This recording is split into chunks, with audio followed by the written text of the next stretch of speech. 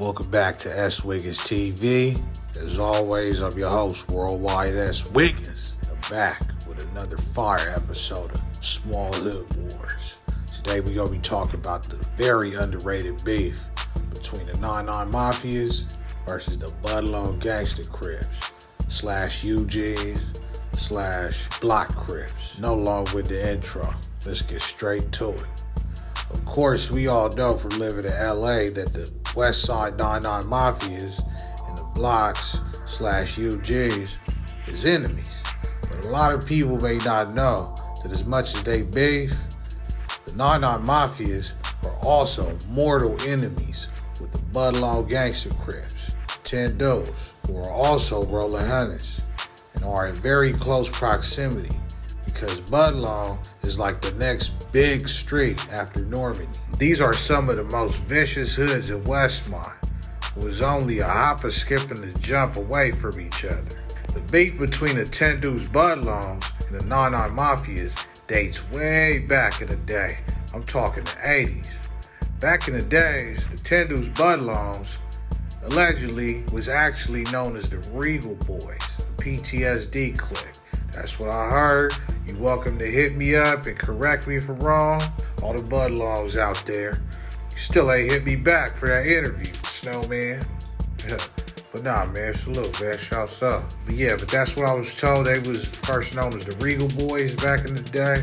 And they was getting money and driving nice cars and all that. So eventually, at some point, they became the 10 dudes BUDLONGs and start having close ties with the O's and eventually start going at it with the Hoovers. So the 99s and the BUDLONGs drew a line in the sand. The 10 dudes BUDLONGs was like, hey, we with the UGs and the BLOCCs and all that.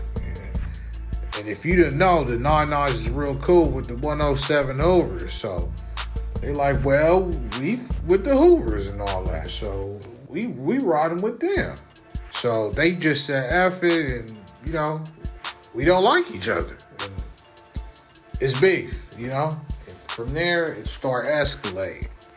So they've been having a lot of back and forth shootings for decades now, allegedly. I don't know nothing, what I'm saying? All information is alleged. So here's some alleged events. One day the 99s was chilling on 99th and somebody allegedly walked by it real fast.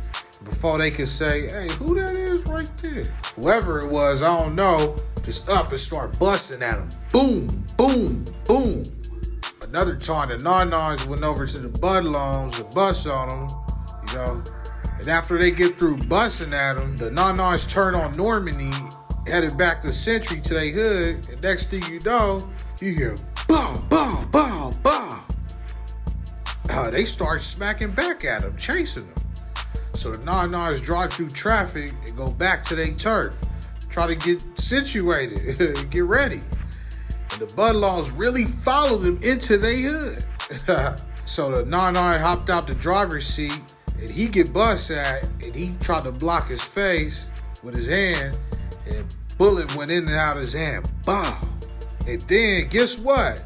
When the BUDLONGs came over there and they started smacking at each other, the BUDLONGs car shut off while they was in the turf. So now the 99s, they start spraying their car up. Boom, boom, boom, boom, boom. But eventually they started it back up and they started trading fire and, they hit back to, they went back down the street, crossed Century and went back to their hood. I got permission to speak on this, man. But yeah, this is a very, the BUDLONGs and the 99s very close to each other, bro. Be going at it like Vietnam. Westmont is West Nam, really. You know what I'm saying? But let's creep on over to the beef the 99s had with the BLOCCs and the UGs. Now, the 100 Days, 100 Nights was an era in Los Angeles that will never be forgotten, where a lot of violence ensued. It got so serious that even news reporters was talking about it on KTLA. Shoot, even my grandmother used to tell me about that, the kind of stuff she used to say. I can't say it out here, man. But rest in peace to KP and all the people that lost their life. Condolences to his family condolences to their family and all that, but it was other shootings, you know, and murders before that actually turned the heat up in the South LA streets. Back in the late 2010s, Blue Flame, a member of the Rolling Hunters, was shot and killed Thursday, March 27 near Southwestern Avenue and South 108th Street of Westmont. He was shot while standing in front of the China Bowl that afternoon in 2014. Blue Flame was taken to a hospital where he was pronounced dead at around 2:03 p.m.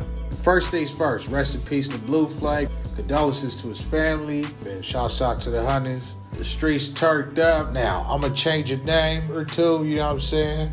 So, you know what I'm saying? Because, you know, to be respectful, man. There was a popular individual named Jerry. He had lowriders and, you know, he owned a little barber shop in the MAFIA's hood. He was light-skinned with green eyes, lived on 101st. You know, he lived in the area. He had family members from Hoover and homies from MAFIA, but he himself, you know what I'm saying, he wasn't affiliated with the gang stuff too much. He was like that cool homie you had that don't bang, just, you know, did his own thing. At least that, you know, that's what I was told. You know, correct me if I'm wrong.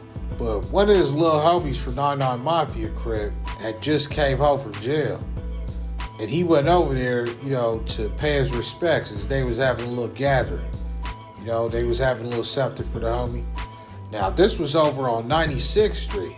So as Jerry stopped by to holler at his homies from 99, I don't know who it was. I don't know nothing. I'm not saying it was Hunters. I'm not pointing a finger at nobody. An unknown person rolled up and Jerry was shot up. And also, bullets hit a member from 99 Mafia. But however, the 99 Mafia member survived the shooting, only being shot in the arm. However, Jerry later passed away at the hospital. This sparked the outrage from his friends from 99 Mafia and his family from Hoover. And also the cart club he was a part of. I was told after his death, 50 Hoovers came to the spot where he was killed to mourn his death, because they was real close to him, and he was well beloved in his neighborhood. Rest in peace to Jerry. You know, I can't say his real name, but you know, that's when things got turned up, man. And after these two events, you know, the streets was turned up and on fire. And that's as far as I'm going, man. You know what I'm saying? Because I'm not here to promote the negative. You know, I got this for members of the actual hood, so I'm going to stop that right there, man. You know, let's increase the peace, man.